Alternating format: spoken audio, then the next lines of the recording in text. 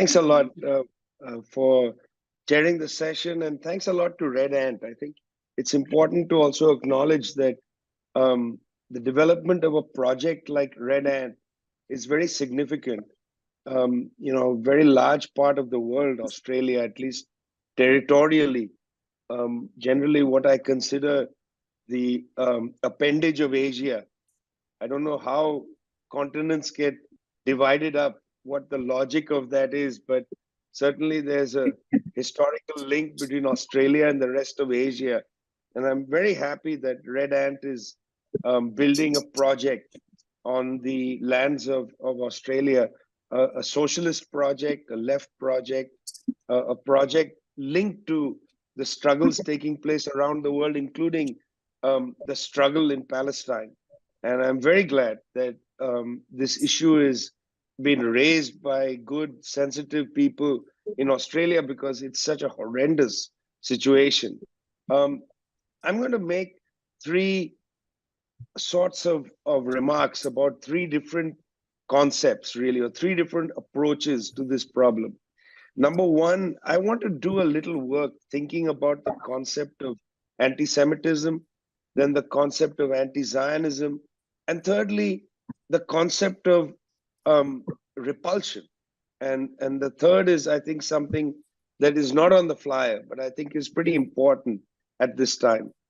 So let's start with the first. Anti-Semitism is an actual ideology. It's real. It's a species of racism. It has existed on the European continent where it has its provenance for a very long time. You can trace modern anti-Semitism back to the Inquisition in Spain after the reconquest of Spain by the Catholic kings, the expulsion of the so-called Moors, the Muslims of the Andalusian part of Spain, the provision against Jews. Jews had to convert or leave and so on. This is, of course, a part of Spain, Andalusia, that produced some of the most startling thinkers of that period, the period before the 1400s. People like Moses Maimonides, people like Ibn Rushd and Ibn Sina, people who were intellectuals of the Mediterranean. But the Reconquista and then the Inquisition was an inquisition not only against Muslims, which is to a large extent well known, but also an inquisition against Jews. And that seam of anti-Semitism, which had a ferocious role in Northern Europe, all the way from the Low Countries right into the heart of Muscovy, that seam of anti-Semitism, in a sense, produces its really ghastly history, mostly in the states that form Germany. In the time of the formation of Germany after Bismarck, there was a great debate that took place in these German states called the Judenfrage, where people actually debated, could you be at the same time a Jew and German? That is a repulsive way to frame nationality, but that's indeed how high philosophers of Germany framed it. I'm saying all this because I want to amplify the fact that anti-Semitism is a European problem. It's a European form of racism. There was no anti-Semitism in Baghdad, where Jews, Muslims, Christians lived in a kind of conviviality. There was no anti-Semitism in Palestine, in Jerusalem, in Damascus, in Beirut, in Cairo. That ideology was not known. It didn't grow there. It wasn't from there. It's not native to those parts of the world. Indeed, right up till the 1940s, we talked of Palestinian Christians, Palestinian Muslims, Palestinian Jews, not anti-Semitism. It was simply not an ideology of the Arab world or of Asia in general. Anti-Semitism was unknown in a country like India, where there were Baghdadi Jews in some quite considerable numbers, in cities like Calcutta, where I was born, or in Mumbai. It was not a familiar theme, this questioning of whether Jews can live in your society. But this was a German problem. It was, to an extent, it was a broad European problem. And I think that's important because why I'm amplifying this is that till today, Europeans have not come to terms with their own ugly history of anti Semitism. And rather than come to terms with their own history of anti Semitism, they're trying to displace it onto other people, claiming that, for instance, Palestinians might be anti Semitic or people who criticize Israel are anti Semitic, when in fact anti Semitism is their problem. It is a strange thing to watch the German government police the contours of anti Semitism today.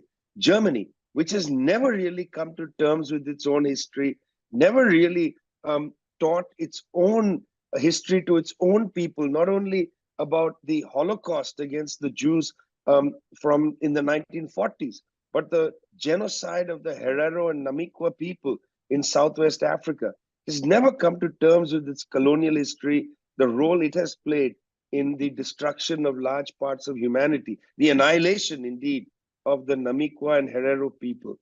So that's the concept of anti Semitism. It's real, it's European, it's not anybody else's history. And it's a strange thing to watch Europeans use that term to silence others. It is a form of racialism or racism. That's the first category. The second category is anti Zionism.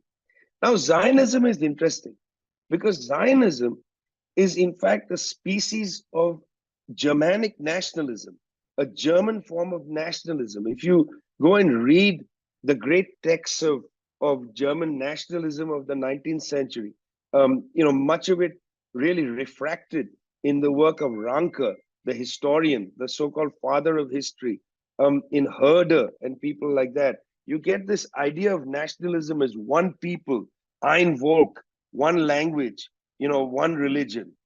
This idea that nationalism has to be what was known in Germany as blood and soil nationalism, territory and race. That form of nationalism, which is again alien to the anti colonial struggles. For instance, in Ghana or in India, anti colonial nationalism wasn't one people, one language, one territory. Yes, of course, one territory, but not one people, because most anti colonial nationalisms, because of the nature of colonial territory formation, were multinational. In India, for instance, there were multinational formations inside the Project for Freedom, so that there were people speaking Bengali or people speaking Tamil, people speaking Andhra, people speaking Marathi, many languages, many peoples, different ethnicities, and so on. Certainly, one territory, because a territorial form of nationalism, seeking sovereignty for the territory, but not ein Volk, one people, one language, and so on. That is a precisely Germanic form of nationalism, which really envelops a lot of European countries. France, one language, one religion, one territory. And in that sense, Zionism, which is a very much a European formation, Theodor Herzl and others were European intellectuals.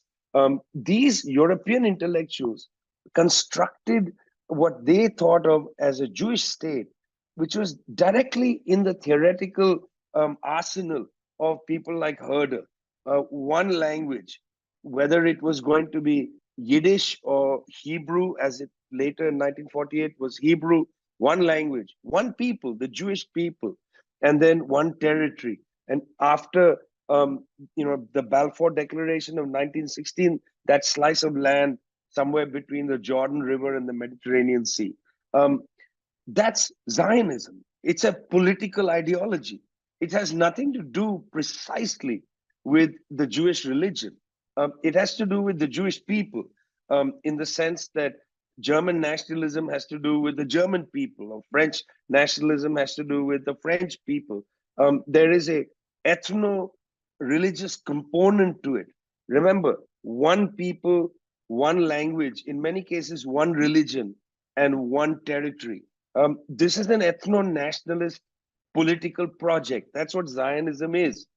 In fact, early Zionists were not going to create their territory or their nation in that part of the land, the Levantine area of the Mediterranean. Initially, they were thinking of doing this somewhere in Africa, but that didn't come through. And so then after the Balfour Declaration in 1916, British basically said, why don't you just take this land?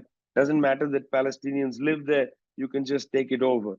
Um, that's Zionism. It's a political project. Now, being opposed to a political project is a perfectly appropriate thing. I mean, you can be opposed to all kinds of political projects. That's the nature of politics. There's nothing offensive by itself, by its merits of being against a political project. In fact, when Herzl proposed the idea of a land between, later between the Jordan River and the Mediterranean Sea, the Jewish state, as Herzl called it in his book. At the time, many Jews rejected what Herzl was doing. They said, they made the argument that the Jewish project is in the diaspora. That's the point. In the diaspora, Jews will have their practice of maintaining community, maintaining their customs, and so on. There was a debate inside the community. But I think it's appropriate to have a debate, from anywhere. I mean, about 10 years ago, the UN Economic Commission of West Asia published a very important report studying the status of countries in the Middle East. And the UN report said two countries in the Middle East have to really think hard about their form of nation state. And those two countries have an ethno religious national project. This goes against the norms of democracy. And the UN pointed to two states. One was Saudi Arabia, and the other is Israel. Israel was so upset by this assessment by the UN that they got the head of that office in Beirut, Rima Khaled, they got her removed from office. I mean, it was extraordinary. They were so upset by just that. And that's actually a pretty straightforward criticism. Imagine tomorrow if the right wing in Australia, maybe even just the center, decides that Australia is a country of white people who are descended from Europe, only white people. It is a country where you have to speak English, and it is a country where you have to be an Anglican, not anything, not even just a Christian, but an Anglican. That's the limit, and then the whole territory, and then everybody else is a second-class citizen. Now, you could turn back to me and say that is indeed already the case. That indeed there is a kind of de facto white Anglican, sort of project already in place. The very impressive Australian anthropologist Ghassan Hadj wrote a book about this, White Australia. And by the way, Ghassan Hadj was recently fired by the Max Planck Institute in Germany because of Facebook posts that he had written criticizing the war that the Israelis are conducting. Ghassan Hadj is an Australian national of Lebanese descent, born in Beirut, Lebanon, taken a fellowship at the Max Planck Institute, from which he was fired. Why? Because he raised these questions about the war. I'm going to come back to that in a minute. But Ghassan has written a number of books making the case that de facto, Australia suffers from some of these ethno-religious problems as well. But in Israel, it's not a de facto issue, it's de jure. That anybody who is not Jewish, who is not, sort of from, who's also, there's an issue of practicing the religion and so on. If you're not Jewish, you are a second-class citizen in Israel. And that's the reason why number of UN reports, but also Human Rights Watch and others have said there is apartheid in Israel. The designation of apartheid is actually a technical designation. It's not based on rhetoric. It's not a rhetorical thing. People saying apartheid or fascist, I can see how people use these terms rhetorically. They say, oh, they are fascist, or they are this or that. You know how people talk. But in fact, Human Rights Watch, B'Tselem, Amnesty International, several UN special rapporteurs, they specifically say apartheid on a definitional ground. Because in Israel, definitionally, there is a distinction made between those who are Jewish and those who are not. And that comes out of this ethno-religious history of the construction of Zionism. So it's perfectly acceptable to be critical of a political project that's ethno-religious. You can be critical of the Hindutva project in India, an ethno-religious project. You can be critical of the government of Saudi Arabia, which prosecutes an ethno-religious project, and so on. In the same way, discussions around Zionism are principally about ethno-religious projects. There is nothing racist about talking about Zionism and being critical of Zionism. So that's the second concept, as it was, second term that's of importance. And both these terms are on the flyer: anti Semitism and anti Zionism. There's a third area, the area of, let's call it, um, the politics of disgust, the politics of refusal. Look, frankly, in this recent period, much more than in any other prior period, um, people watching the character of the Israeli attack on the Palestinian people in Gaza, people watching the character of that attack are simply disgusted by what they are seeing. They're disgusted, they're repulsed by what they are seeing. They don't necessarily have any theory of Zionism or any understanding necessarily about the Zionist or anti Zionist political projects. They might not even have a good understanding of anti Semitism. What is anti Semitism? What does it mean? And so on. These are, in a way, very narrow discussions, which are not, they don't necessarily have a mass character. The term anti-Semite can be used politically to silence people, but there's no general understanding of the history of anti-Semitism, its European roots, the way it's been mobilized, in the same way, in fact, as other ethno-national types of projects are mobilized. And then very limited understanding in the world of Zionism. When I talk to people about this, they don't really know the history of Zionism and what constitutes anti Zionism, and how these are not things particular to the Jewish state, but in fact, these are related to the problems in different countries, as I said, Australia and so on. The bulk of the people who are reacting very strongly to the events in Gaza are not reacting on the basis of the vectors of anti Semitism or anti Zionism. They are reacting out of a politics of disgust. They are disgusted by what's happening in the world. Polling data from country after country shows people bewildered why there's not a ceasefire. Um, there's just insufficient understanding out there about why the Israelis are behaving like this, why the West, including the government of Australia, is fully backing the Israelis as they prosecute this, why nobody can stop this.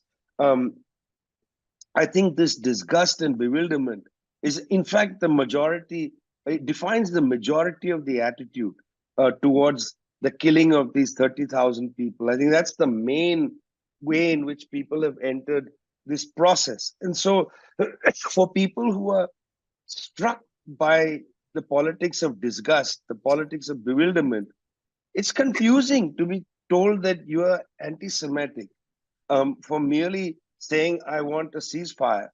It's confusing for people to be called anti Semitic merely for saying, I don't want to see this kind of violence meted out against the people. And then when the International Court of Justice says plausible evidence of genocide, I think it's confusing for lots of people to see that ruling dismissed by the Israeli government, mocked, in fact, by the Israeli government. And I think that for those of us who are very much invested in a kind of politics of sensitivity, we don't want to see people harmed in such a horrible way as the Palestinians are experiencing. We believe fundamentally in the right of people to exercise their humanity, to exercise dignity, to live as people equivalent to other people. Um, we have to take seriously the fact that most people simply just don't get a sense of what these debates are. And I think what tends to happen is hardcore activists online, particularly, debate these things as if this is what frames this conflict. Is it really a debate about is anti Zionism, anti Semitism, and so on, when most people don't even have a sense of that debate? Um, because they are at another place. They are perplexed by the International Division of Humanity, that seems to be operating here. I travel a fair bit. Was recently in Accra in Ghana, where people talk very openly, saying, it's because they're not white that they get treated like this. When the attack took place on Ukraine, all the doors opened for Ukrainians to come as refugees. They got jobs, they got apartments, and so on. Nothing like that was made available to the Afghans after the United States retreated from Afghanistan and so on. Nothing was like that for the Palestinians.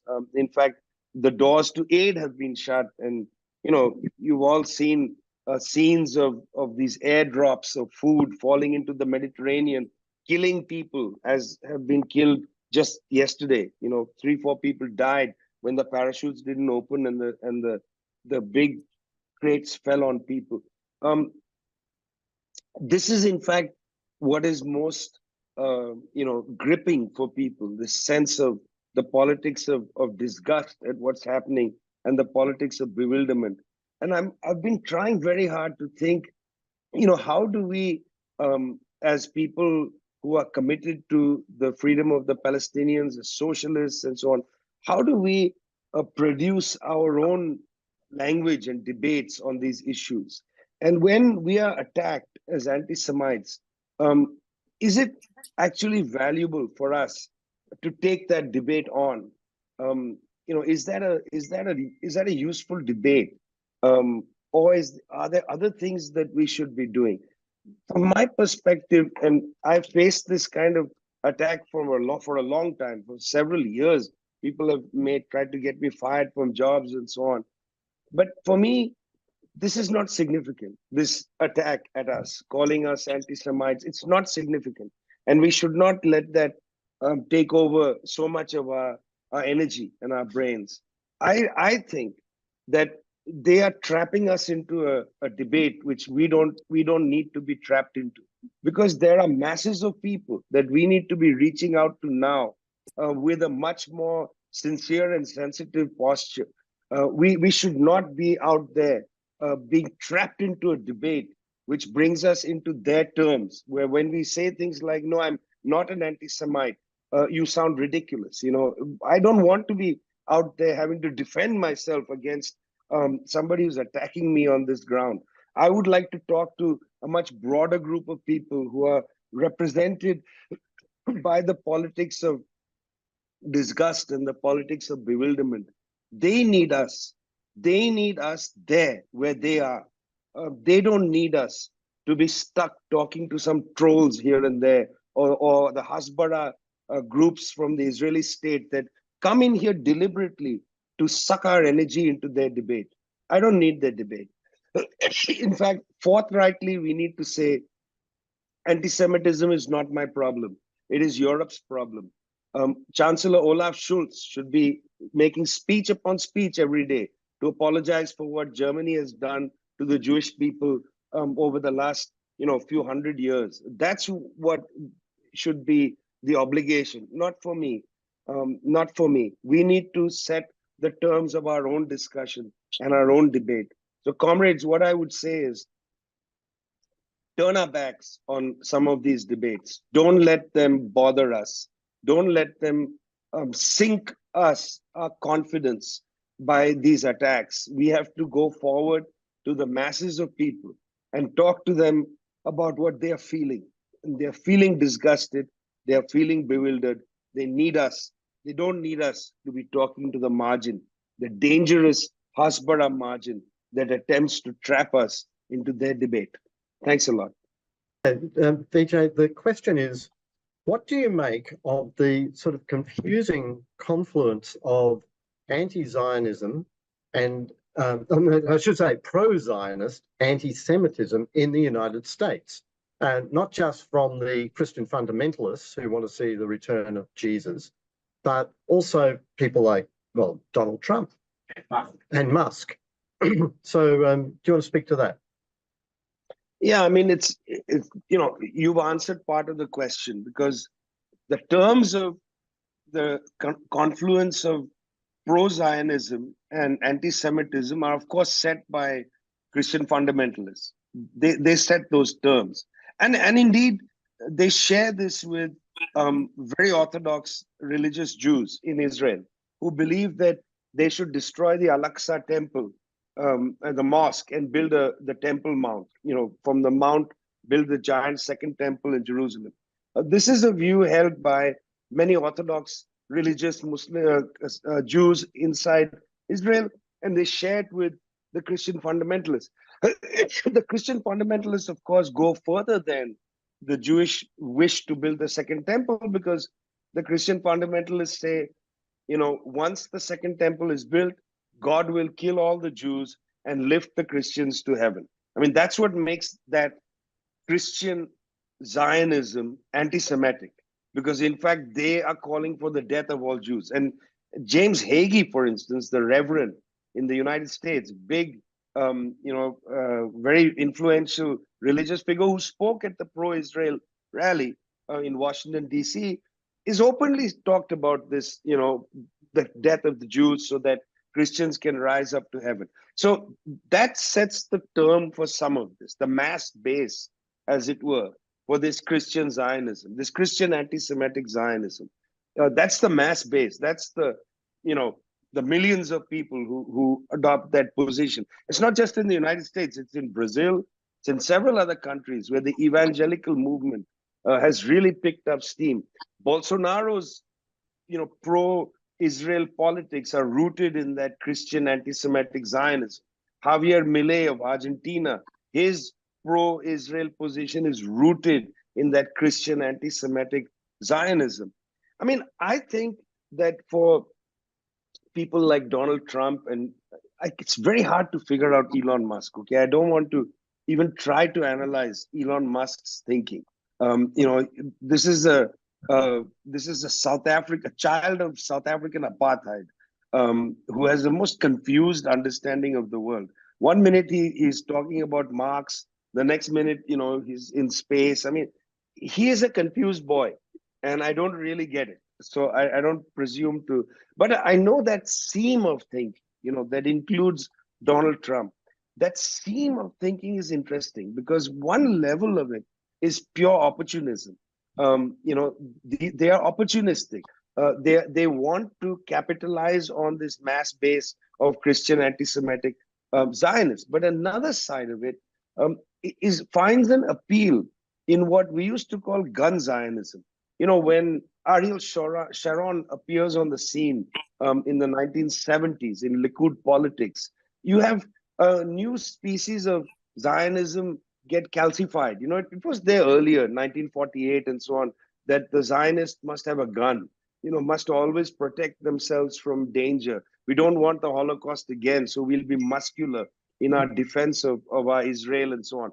But from the 1970s, when Sharon enters Likud as the Minister of Agriculture and so on, from that point onwards, Barry, what you begin to see, which is interesting, is this kind of idea that Israel will defend itself and will also defend the West inside the Middle East. It will be, in a sense, an aircraft carrier for the West in the Middle East. It will be the gendarme of the West in the Middle East. And after the Iranian Revolution, when before that, Iran played this role for the West, was an anchor of Western interests.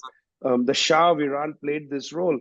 After 1979, when Iran was not available, Israel, in that gun Zionism, becomes so important for US interests in the Middle East, for intelligence, for maintaining a kind of order and so on amongst the Arab states, disciplining some countries, Jordan, Egypt, and to some extent Syria. And that's what is appealing to Trump. When you hear Trump talk about Israel, it's like Israel can kick ass. The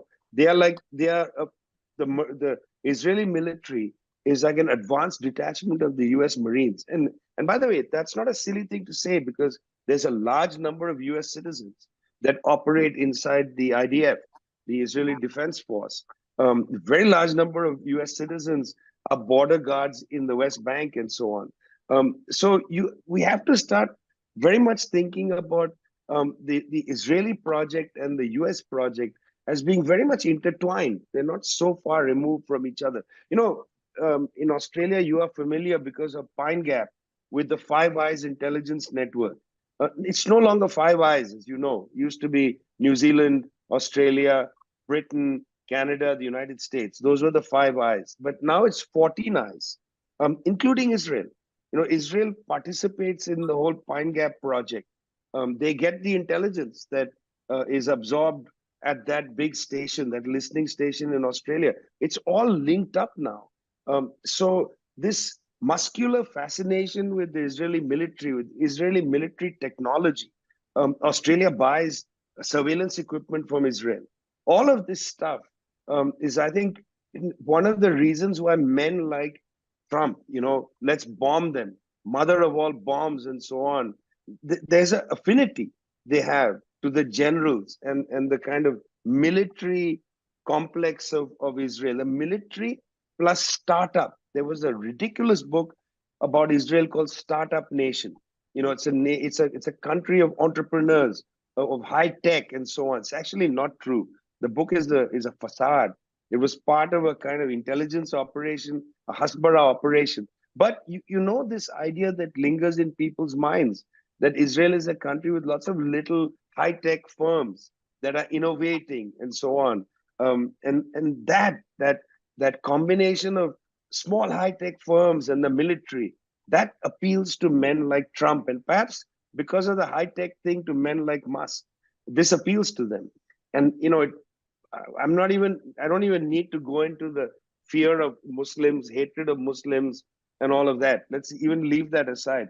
The positive ramifications of the existence of Israel: number one, this, Christian anti-Semitic Zionism, which provides a mass base, and then this fascination, this affinity with the muscular character of the Israeli state, the combination of technology and violence appeals to men like Trump. And I don't think we should underestimate that combination of violence and technology. That's how they want to frame the world today. Use violence and technology, drone warfare, snooping on your phone and so on. That combination, it appeals to these guys.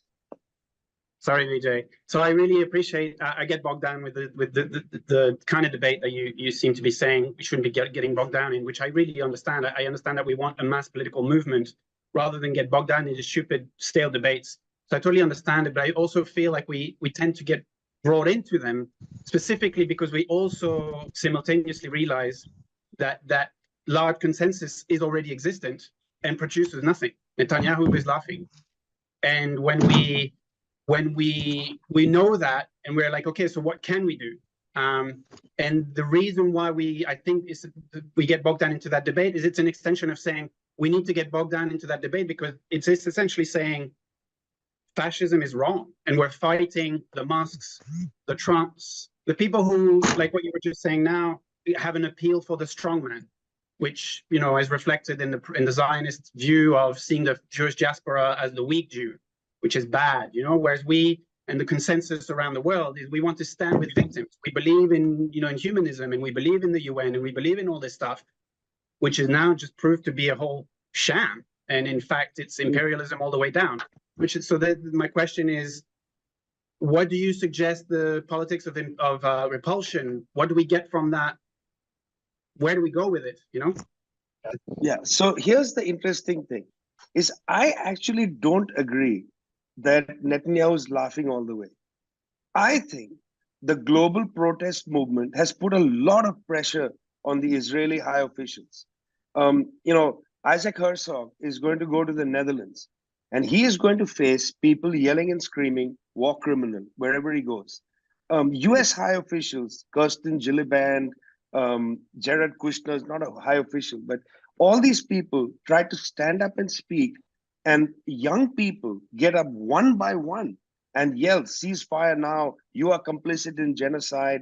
Aaron Bushnell's death has also chilled people in different quarters of the world.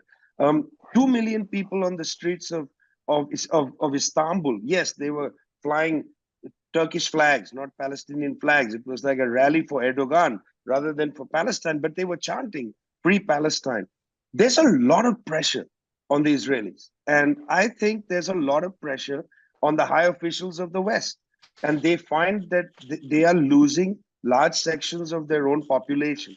So we are having an enormous impact. And I would really like us also not to surrender to their view, which is that Netanyahu doesn't care.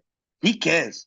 And one of the things that the Israelis are saying now is the reason this government is refusing to stop the barrage is because they feel that if the barrage stops, the music stops. There's no chair for Netanyahu.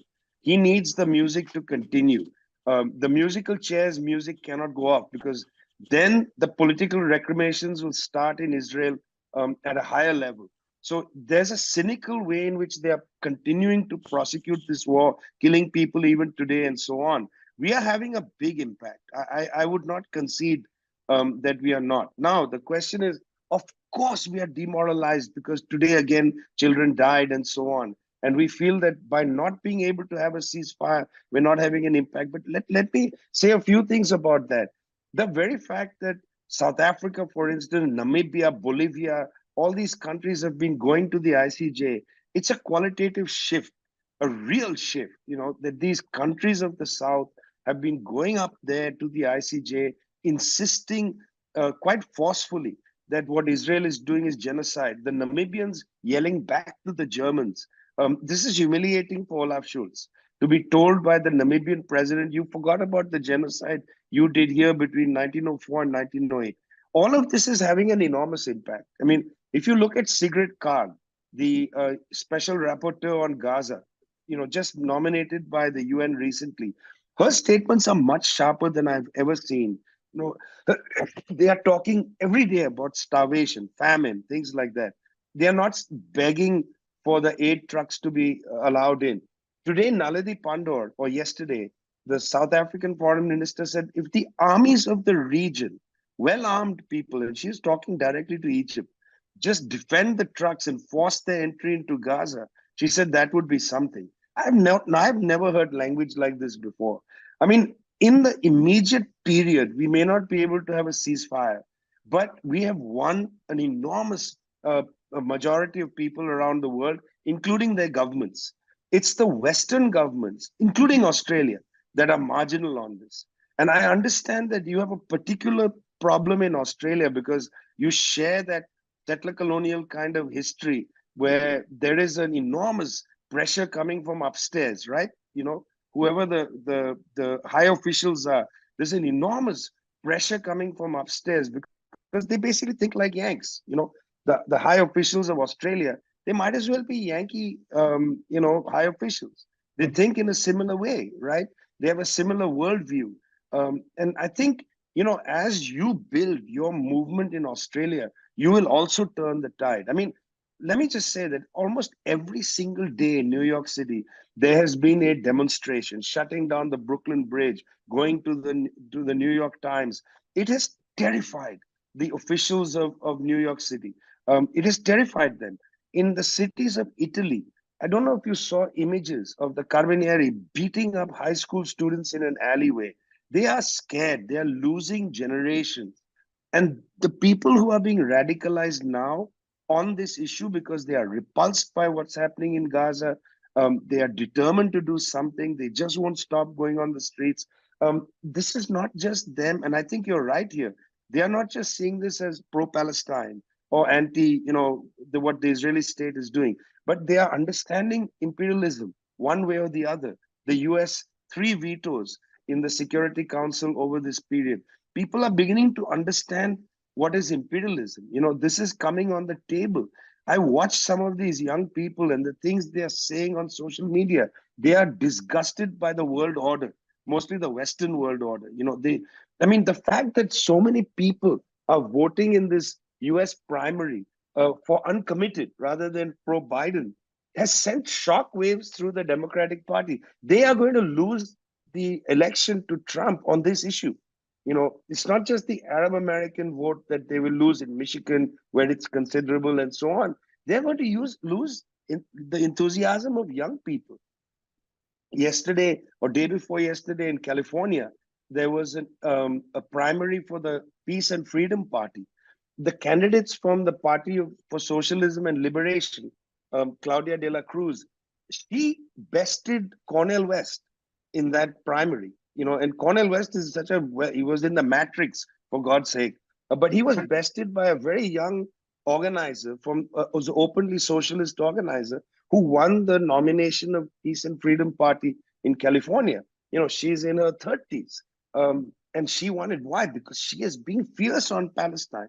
And that draws people. So I don't feel dispirited in this moment. I feel dispirited because I've lost a number of friends in Palestine, people who I'd lived in their homes in Gaza City, in Khan Yunis, friends, families that I've known are gone, and friends are now sitting in Rafah and so on. It's horrendous. But at the same time, because history moves in a very complicated way, I feel the power of people who are repulsed by what's going on, and they are not allowing us. And that's why I made those comments. I made them a little, perhaps bluntly, but that's why I made those comments that we should not be demoralized by the attacks saying that we are anti-Semitic, which is a false, itself an offensive. It's offensive to call me anti-Semitic. Firstly, I come from a country with no history of anti-Semitism, and to be called anti-Semitic by a German institution, Frankfurter Allgemeine wrote an article recently calling me an anti-Semite. For God's sake, man, Frankfurter Allgemeine, you guys participated in the Nazi regime. My family has no fascists in it, okay? And your newspaper was owned by fascists. So for God's sake, man, have some decency. Yeah, but I'm not pissed off by them. I think it's hilarious. I think it's hilarious that a German newspaper decides to call me, somebody from India, an anti-Semite. Why? Because I have a history since the 1980s of being on the side of the Palestinians. It's insane, right? Insane. Thank you. Okay. Awesome. Hi, Vijay. Thanks so much. My name is Nandini, and this is Brendan, and we're part of Red At. And I think we are really interested in your kind of tactical viewpoint, and we want to know, what do you think are good kind of strategic talking points when we're speaking to the Australian, Western, often white audiences to especially to kind of shift their views towards a more global and global imperialist mindset. I think a lot of the politics of outrage and disgust comes from the fact that people don't realize that the kind of horrors that we're seeing in Palestine are also everyday horrors in the global South. And if there's any particular points that we can use to kind of help shift that outlook, because a lot of the anti-Palestine movement that we've seen in Melbourne, which is where we're from, is often mired in strategies that kind of lack that outlook, and they don't kind of mobilize people along the global mindset. It's very local based, and it's interesting because they kind of struggle to understand how to then connect Australia to the issue as well. There's a bit of a tension. We have people talking about local councils and stuff, which are actually not really that relevant. But Pine Gap, for example, is extremely relevant. So they don't think it out properly, I think. Do you have anything to add? Yeah, I just think the strategic question for us is how do you shift the conversation away from the anti-Semitism issue to this matter of global imperialism and settler colonialism, right? Because my sense is, and maybe this isn't true, my sense is that the anti-Semitism discourse is like principally a global North phenomena. You know what I mean? Like you say, Vijay, and I agree with you that it is, anti-Semitism is a European problem. And the discourse that surrounds that is something that I feel sort of takes place exclusively in the imperialist countries for that reason, right? Yeah. So it's sort of difficult to navigate away from that question because people are losing their jobs over it. Yeah. Ridiculous shit is happening. We're not in the position where we can kind of be oh yeah, they obviously don't care about Palestine because they're not white. Because a lot of the time we're speaking to white people, it's just not obvious to them as much as it is to us and other people from the global South. Yeah. Thanks. Okay, Matthew, can you ask your question, please? I'm also You know, I've always been sort of fairly pro-Palestine, but I'm fairly new to a lot of the details of the whole ongoing history. And, you know, I've been gradually learning more and more bit by bit as this, you know, disaster has been unfolding. The question I have is sort of about, is sort of on that theme of people like Netanyahu sort of painting themselves into a corner and then continuing the terrible things that they're doing because they've painted themselves into a corner. So it's that sort of a thing. And then there's a broader issue, I guess, about the, you know, I don't know, the bigger picture about what you know, the bigger long-term solution is for everyone in that area. And there was, I think there's a similarity with the mentality of a lot of, you know, a lot of the slave owner class in the South, you know, and their anxieties about, you know, slavery and the revenge they would suffer for the things that they did. It was their own fault, but nonetheless, it meant that they dug their heels in harder. So I guess, what are we saying to people who might have, I guess, I don't know, they might say, oh, well, what about recriminations against, you know, the Jewish population because the Arab population has felt so angry, or, you know, what sort of, are we having a conversation about constitutional provisions about equal rights for everybody in some sort of a restored Palestine? I mean, I don't know if I'm jumping ahead with that sort of a question, but yeah, I guess that's sort of what my question is like, how do we have a conversation with people about what the long-term conversation is, and everyone, you know, being on the right track and getting along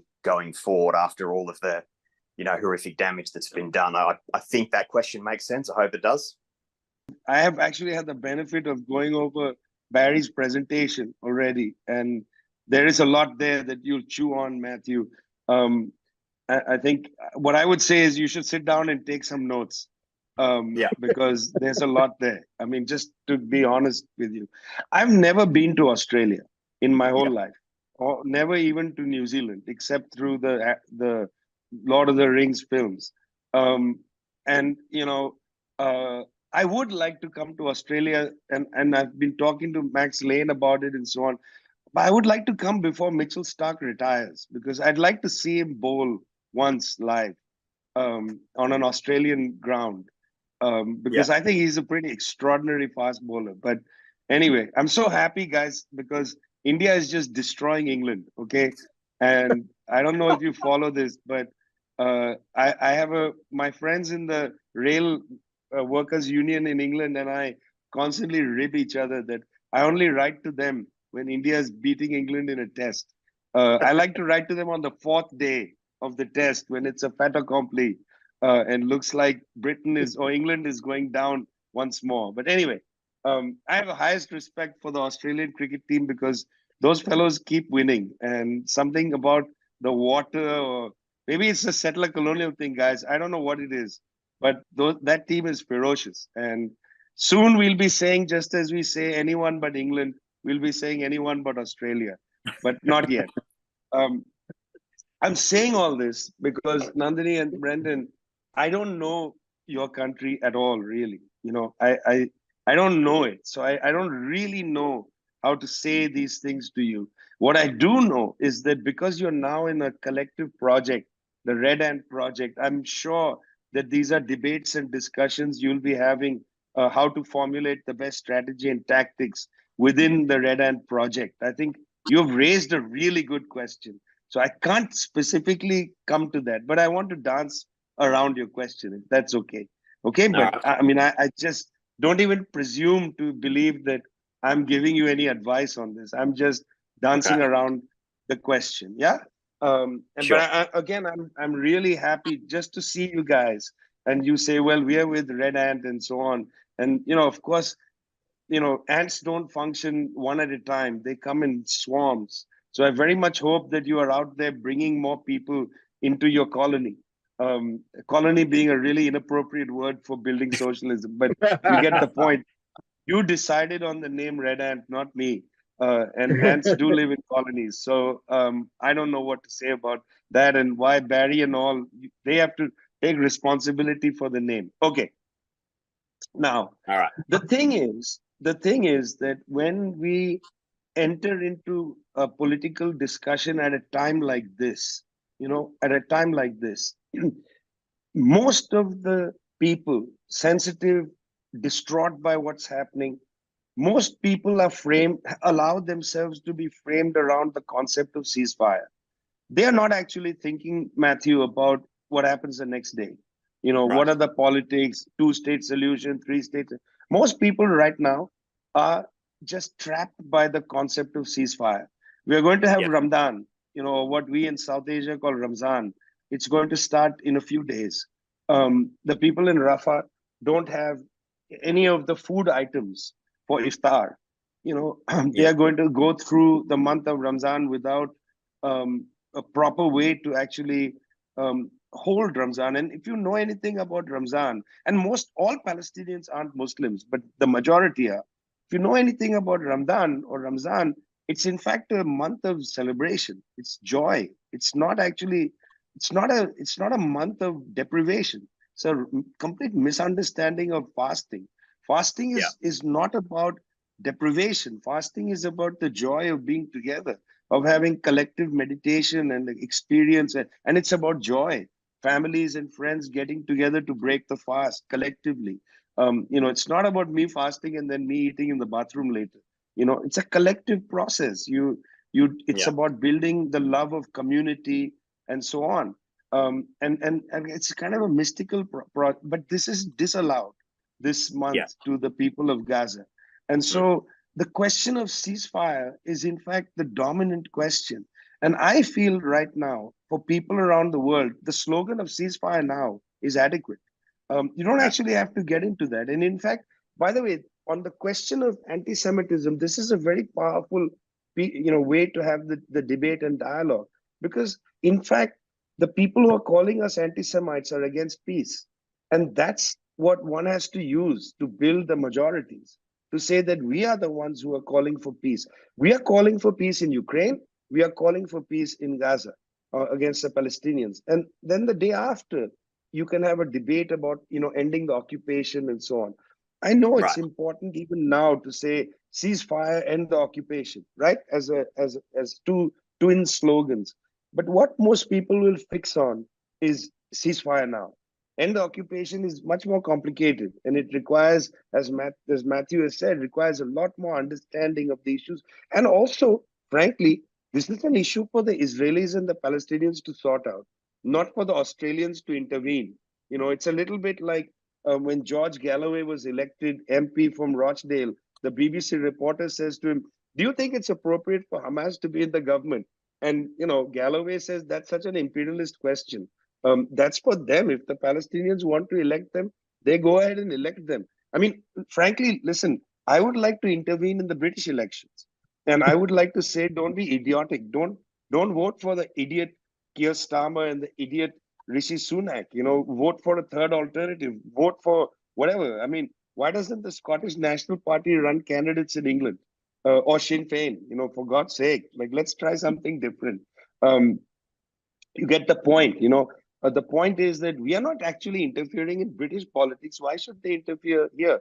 In fact, my friend, the Palestinians have many proposals on the table, to discuss and negotiate the way forward.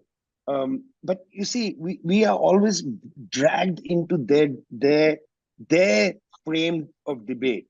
For instance, I will go out there and chant, "From the river to the sea, Palestine must be free." And they say, "Oh, that's anti-Semitic." But how is that anti-Semitic? Frankly, that is the policy today of the Israeli government. They want from the river, the Jordan River, to the Mediterranean Sea. They are Yeah. trying to erase all the Palestinians. Yeah. What the phrase "from the river to the sea," what it implies is the creation of a secular democratic state, Yeah. all the land.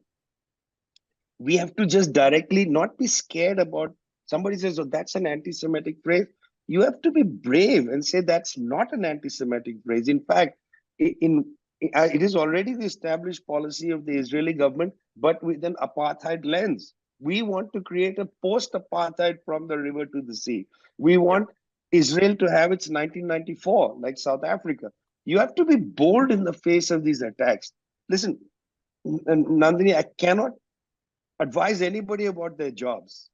Politics is risky, Yeah. and these things happen. And We are dealing with an extremely vicious bloc.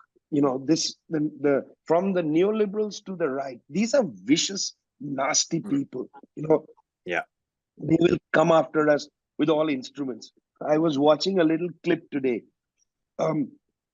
These young, sweet people working for YouTube Music, small group of them in Austin, Texas, formed a union. Okay. They came before. We have the video of this because this young man comes before the Austin City Council in Texas, because that's where YouTube Music is based, to talk about how they've unionized it. While he was talking to the city council, a young comrade of his comes up to him and interrupts him and speaks into the mic and says, "We've just all been fired." These are vicious, and I'm sorry to use this word on this platform, but what the hell? These are vicious bastards. They would scorch earth on our destiny. They would scorch earth on our destiny, and we have to be brave in fighting them. You can't protect your jobs sometimes.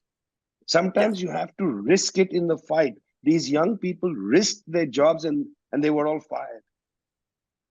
It's very difficult. We can't have it both ways. We have to be courageous and brave. And we have to take care of each other. We have to have the correct tactics and strategy. I was very upset when I watched the video of Aaron Bushnell. I was very upset watching that, because that's a person who could have become a very important comrade in our broad struggle to transform the world. We do not celebrate that kind of outcome for a young person's life. It didn't bring me any joy. None. I don't come from a tradition of martyrdom. Even if there is an armed struggle, you have to cry when every one of our comrades falls on the field. We are not proud of that. We are not happy. We don't. That's not our religion. We are sorrowful for the loss of anybody, but we still have to be brave, because we're dealing with people who are nasty and vicious, and they come after you with everything. And you have to be strong, and that's why you need to be in an organization. You can't do this alone. It's too much weight. And when you're in an organization and when you are targeted, your people gather around you to defend you emotionally, perhaps financially, and so on. That's the power of a bigger organization.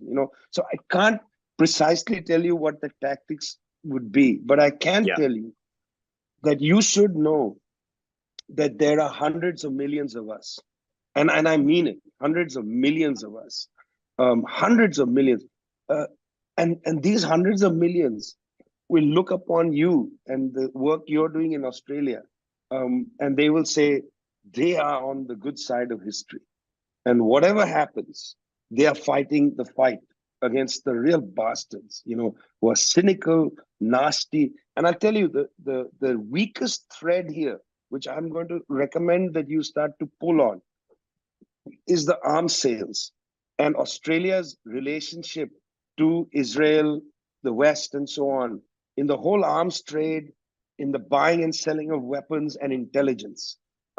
It's very dangerous for you as a small group to focus on something like Pine Gap. So don't focus on it now. You'll have to focus on it later. When you are stronger, when you have a mass character, that's what you have to take on. Imagine the day when 100,000 Australians march towards Pine Gap to say, shut this down. It is a violation of Indigenous land. It continues to rob and steal ancestral burial places and so on. But also, it participates in a nasty destabilization of East Asia. It goes against the natural interests of the Australian people, which is to have peaceful relationships with other Asian countries, including China. Why should Australia be home to US nuclear aircraft in that part of in Darwin? Why should the runway be extended so that the United States can actually station nuclear weapons on Australian soil? Australia is a signatory of the Treaty of Rarotonga. The housing of these US nuclear missiles in Australia is a violation of that treaty. I mean, these are the issues which bring everything together. The fact that Australia is going to house US nuclear missiles is reminiscent, Barry, could be reminiscent of the fight for the Pershing missiles coming into the UK and the creation of the campaign for nuclear disarmament. I mean, Red Ant could be, in a way, the incubator of a new, campaign for nuclear disarmament on the issue of the extension of the airfield in Darwin itself, nothing else, because they are going to house US nuclear missiles. They're saying it's not a violation of the Treaty of Rarotonga because Australia doesn't have the missiles. It's US planes that are going to land there and be hangared there under US command. So in effect, it's not on Australian soil. I mean, it's incredible the arguments that you can see already taking place. So you have a lot of work to do, but you can't do any of your work if you remain a small group. That's the main thing I'll tell you guys, Brandon and Nandini. If you remain a small group, you can't do all the things you have to do. You got to go out there. This is the moment to reach out to the people who are moved through this politics of disgust and repulsion, this politics of heart sickness. You got to bring those people into your process. You don't have to hammer them on the head with, imperialism too quickly, but you got to bring them in, because sensitive people in many parts of the world don't have the experience of being organized. It's been decades since big mass organizations of the left have been available in countries like Australia. So you're going to have to be very patient in building these kinds of formations. They don't just happen like this.